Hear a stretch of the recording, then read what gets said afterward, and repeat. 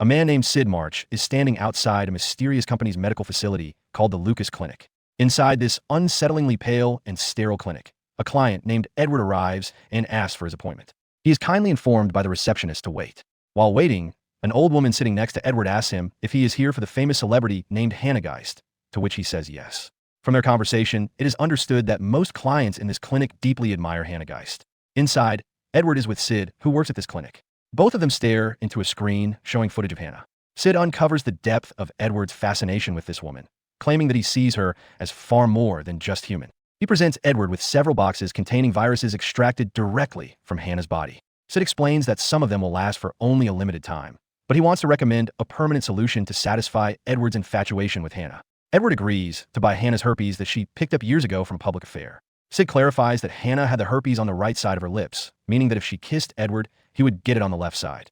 Edward gets excited by this and expresses his desire to get on the left side so he can pretend that Hannah kissed him. Before the clinic workers can go home, the guard checks Sid and the rest of the staff to see if they stole any celebrity diseases from the clinic. Sid then goes home, where the landlady named Jane is watching news about other celebrities, revealing that in this dystopian future, people have become disgustingly obsessed with celebrities. The scene then changes to Sid as he is seen slowly walking to an unknown location. He is wearing white gloves as he gently brushes his hands through some flowers while walking past them. He enters a room with malicious intent, and we see Hannah on the bed. He marches closer and touches her arm as he wakes up from this recurring nightmare. He appears to be in extreme distress, as if he himself has been infected by one of the many diseases that his repulsive company sells. He shoves a long cotton swab up his nose and takes a sample for a twisted reason that will be revealed later on. He gets out of his bed and goes to his kitchen to eat a sandwich and take some pills. Meanwhile, live on TV, a man named Dorian faces an interview. He is the owner of the grotesque company selling celebrity diseases. When he is pressed about the ethics behind his business, he shrugs off the concerns, as if what his clinic is doing is completely normal. Sid uncovers a secret closet in his house, where he begins to operate a machine called the console. As he operates it, Dorian's voice in the background claims that simps like Edward just want to be more connected to the celebrities they love, and that is what his company is providing. Sid inserts the nasal sample into the console, and the machine hums to life.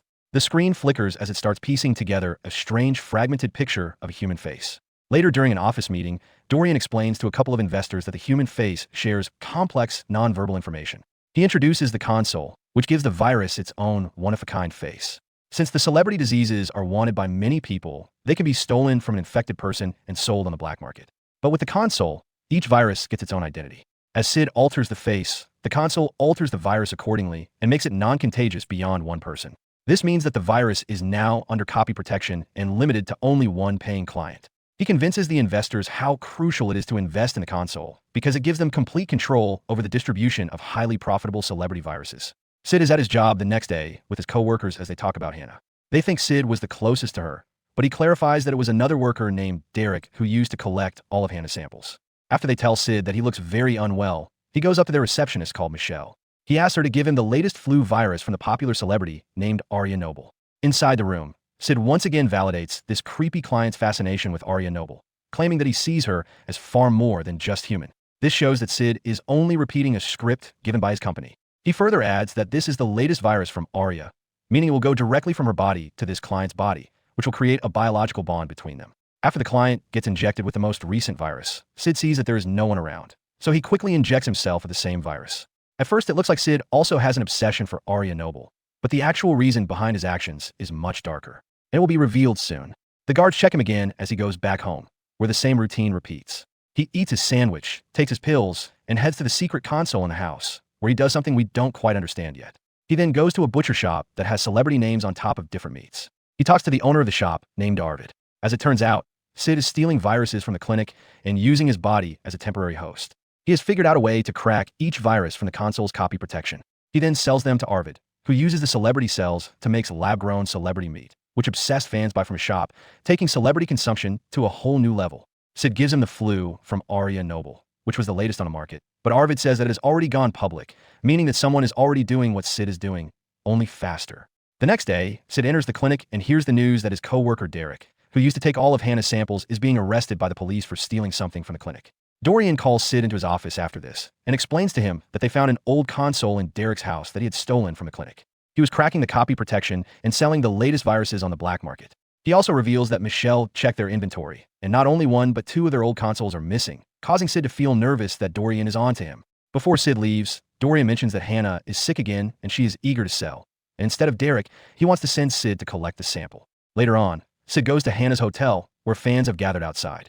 He waits inside the lobby, where he awkwardly notices another employee. Turns out, Lucas Clinic isn't the only company doing this absolutely atrocious and disgusting business. There's another company that happens to be their competitor, and their employee is here for samples from another celebrity. Sid eventually goes up to Hannah's room when he is called. An old lady opens the door and lets him inside. He walks past countless bouquets of flowers as he enters her room. The setting seems extremely familiar to his recurring nightmare. He walks closer to her and takes a sample from her arm. He locks the sample of her disease in a small metal compartment. The second he walks out, he goes into the bathroom and injects himself with some of the virus because he knows that this way he will be the first one to sell in the market. The next day, another client is at the clinic for Hannah's disease, but Sid seems extremely ill. He tries to repeat the same phony script that validates the client's creepy obsession with their favorite celebrity. But because of how sick he is, he has to excuse himself midway. He tells a coworker to go and give the client whatever disease he wants. He leaves work early and rushes back home, where he takes a sample out of his body and puts it in the console. The machine begins to work, and the picture rendered is that of an infant with damaged lips. Sid starts to experience hallucinations where he feels that the console is physically controlling him by getting inside his arms and using him. Since he cannot talk about this to anyone in real life, he sees in his violent hallucination that the console has sealed his mouth shut. He later wakes up from this hallucination and discovers that the console did not work this time. He was unable to crack the latest disease because of how sick it got him. After a while, he is walking out to go to work again when his landlord stops him. She tells him that there are some men here who are looking for him and that they left their number. While talking about this, Sid sees that there's news on the TV announcing that Hannah has passed away, which means that the disease he is carrying is potentially fatal. He runs to the celebrity meat shop, where a large crowd of customers has now gathered. He runs into his former client Edward, who still has Hannah's herpes on the left side of his lips. As he tells Sid to not cut the line, we see that all the people have gathered to buy Hannah's meat after her death, since they might not get to have more in the future. Sid goes inside to see Arvid, who explains to him how Hannah's death raises the value of her meat. He implies that since Sid was the last person to take Hannah's sample, it would do numbers right now if he could give Arvid some of it. Sid refuses his offer and claims that they obviously cannot carry fatal viruses. He only says this because he knows he was unable to crack it, but because of this incident, he now remembers how his console was broken. He asks Arvid if he can get him some spare parts to fix his console. Arvid mentions that he knows a guy that may have the parts Sid needs. After some time, both of them are walking together when Arvid notices that Sid is now sick to a point where he needs a cane. He makes an excuse and explains that he just got reckless with some of the old samples and got too sick, which is why he is like this. Then, they enter a dark and mysterious place where Arvid will get the parts Sid needs to fix his console. He tells him that they will meet a guy named Levine, so he goes inside for a moment to call him while Sid waits outside. He roams around and hears something very peculiar. Behind a red curtain, he finds Hannah sitting completely nude while only finding some cover with her own hands. He soon realizes that it is a digital screen playing a recording of her, but something is very strange about this. As he gets closer, he sees that she is somehow communicating with him and is designed to obey his every command. While he is checking this out, Arvid comes and says that Levine is ready to meet him. Upon being asked, Arvid explains that this is some new technology that isn't out in the market yet, but Sid's eyes fixate on it. He then meets Levine, who takes him inside his place and shows him some heavy-duty parts that may be useful to Sid. While talking and making sure Levine is reliable, he asks for his payment. Sid is a little confused, but Levine asks for the sample as payment. Arvid explains that he told Levine Sid would give him some of Hannah's sample that he has been carrying. Sid is very nervous about this, so he just gets angry and tries to leave, but there's a bodyguard there who bends him over.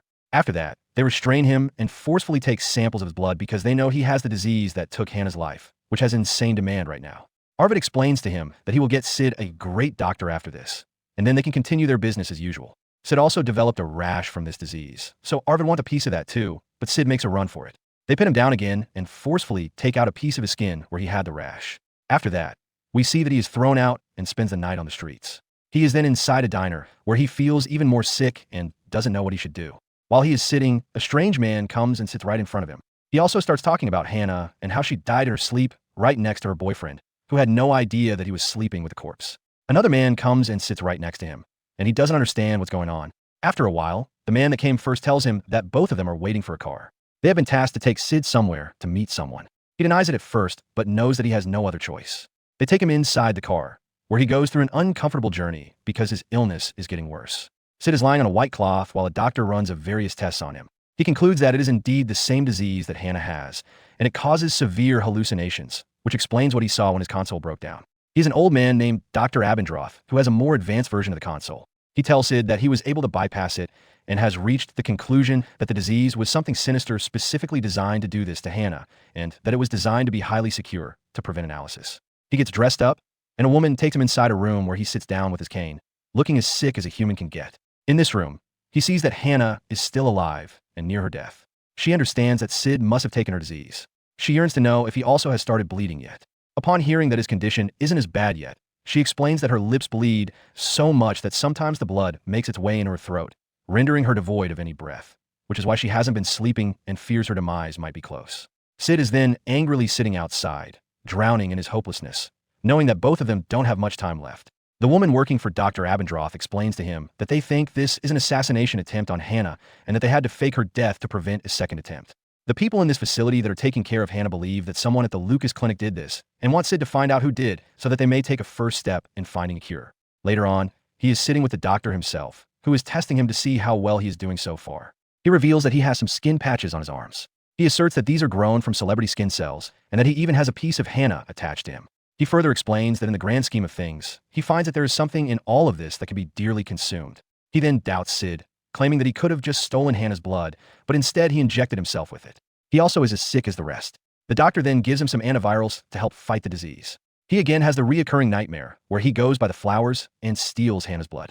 He then wakes up, revealing that he also is sleeping in this mysterious facility now. Sid has now started to bleed from his lips as well. The next day, Sid finally returns to his job, where one of his coworkers claims that Sid almost got fired and he has been fighting for him all this time to keep him employed. Sid is somehow more ill, so he does not care for this at all. He meets Michelle again and starts gathering information on who has taken out most of Hannah's diseases to sell them. She tells him that Derek is the one who was mostly involved, and Sid connects the dots in his mind as he realizes that Derek is the one behind all of this. He runs out of the clinic to go see Arvid to confirm this. Arvid gets strangled by Sid, who puts a syringe of his blood near his neck and demands the answers he wants. They go into a room where they start to talk, and Sid asks him what Derek was working on. Arvid doesn't reveal much, but implies that Derek indeed was the one who might have caused this. Before he can reveal anything else, he attacks Sid because of how frail he is and chokes him till he falls down. After this, Sid simply decides to break into Derek's house to take matters into his own hands. While snooping around, he finds a sample in Derek's console that he takes with him. While walking out, a man comes to see who is in the apartment, so Sid just covers his face and walks out of. While going back to his own home, he sees that his landlord is melancholically sitting on the stairs. She tells him that they held a giant funeral service for Hannah, which shows how much celebrities are praised for no reason. She also adds that the men who took him from the diner were here again and that they left him a package. He goes inside his apartment and takes his pills from a package. He then goes to his console, where he inserts Derek's sample. He finds out that Derek has been taking diseases and altering them to sell them to Lucas Clinic's rivals called Vol and Tesser. Shortly after, he feels sick and falls to the ground. He is then seen at the facility with the doctor again, who has some information about Vol and Tesser. He says that his sources have mentioned that Vol and Tesser have been involved in things like these, so in theory Derek could be working for them to unalive Hannah. After talking to him, he goes inside Hannah's room and sees that she is unconscious. He thinks that she passed out and is a little scared of what that means for him. He goes closer and tries to check if she is still breathing when she immediately gets up and spits out blood, which shows how things are only getting worse for them. Sid then makes his way back home, where he sees that his apartment is trashed. Two masked men come and take him with them. Sid wakes up in a full white room in white clothing with pictures of Hannah all over the walls. He wakes up and tries to walk toward the door while we hear Levine's voice over the speakers. He knows that Sid shares the same disease that took Hannah's life, and he wants to make money off of it. To take things a step further, Levine states that all of Hannah's fans are very upset because they know so little about her death.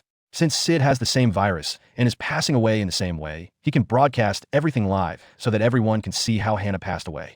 Sid obviously is very much against this, but he has no choice. After some time, Levine and some of his men come inside the room while holding a camera. Sid tries to resist, but they pin him down and tell him to cooperate with them as they plan to take out some of his blood. The next day, he wakes up and gets out of his bed and immediately finds himself on his knees. His blood splatters on the floor, and he reaches into it with his hands. Once his hand is covered, he gets up and goes to Hannah's pictures on the wall.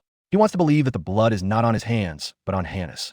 After this, he's again lying on his bed covered in blood. Levine is also present with a camera shoved in his face as he tries to document every grotesque detail of his slowly decaying body.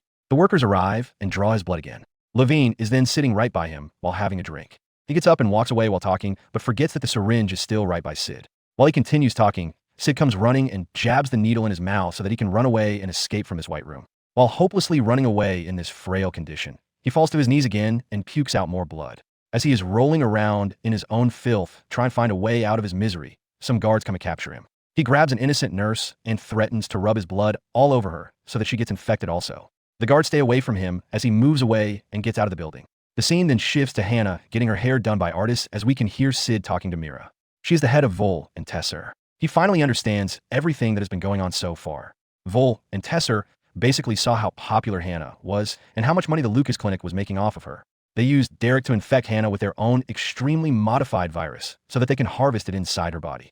Afterwards, they can sell it exclusively as their own product that no one else can crack. After understanding this scheme, Sid asks if there's a cure to this virus. Mira tells him that her company is nowhere near responsible for his condition, but if they tried, they could make a cure, but it would be very costly. At a time like this, Sid has no other choice but to strike a deal with her to get a cure. He comes back to the facility and tells the doctor and her assistant that Mira will be here in the morning to see if they can cure Hannah.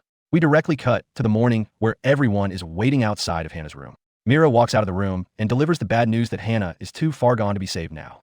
Everyone thinks that Hannah is cooked, but Sid stops them before they leave. He has had a little bit of time to think and sees things more clearly and knows exactly what they need to do. He suggests that there is still a way for them to turn things around. He explains that both of them can still profit from how popular Hannah is. The technology still exists because he has seen it in Levine's place before. Levine used to work for Vol and Tesser, so they can still get their hands on this technology and make enough money to cure Sid.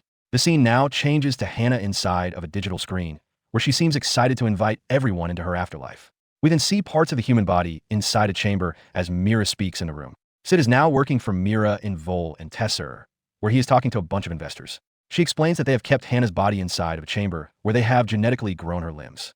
They can inject this virus into that grown limb and then extract it so that they can still keep selling Hannah's disease as a product.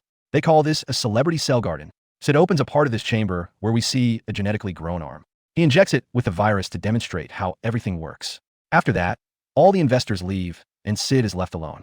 He opens a chamber and makes a cut in the arm as infected blood pours out. He starts to drink this blood while proving that the doctor was right about Sid also having a hunger for this twisted consumption, just like the rest of the people in this sick, wretched dystopian future. Here, this film comes to an end. To watch more awesome and thought-provoking movie recaps, please subscribe to Film Guy Recaps. Don't forget to like this video and tell us in the comments which movie you want to see next. Goodbye for now.